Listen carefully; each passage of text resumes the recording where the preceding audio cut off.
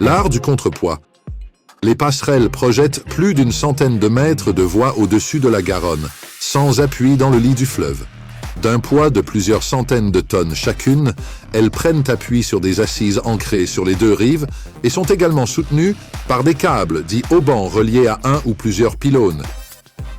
Les câbles permettent à la fois de maintenir une forme légèrement cintrée vers le haut et d'éviter une pression trop forte contre les rives lorsque ces voies de 5 mètres de large accueilleront les cyclistes et les piétons. La passerelle Robert Poujade a un seul pylône légèrement penché vers l'avant. Les câbles doivent être fixés suffisamment haut pour avoir assez de force de traction. Cette hauteur dépend également du nombre de pylônes. C'est pour cela que celui de la passerelle Robert Poujade est 2 fois plus haut que ceux de la passerelle Anita Conti. Doté de 2 pylônes, un à chaque rive, placés dans un plan vertical. Ce choix est principalement esthétique.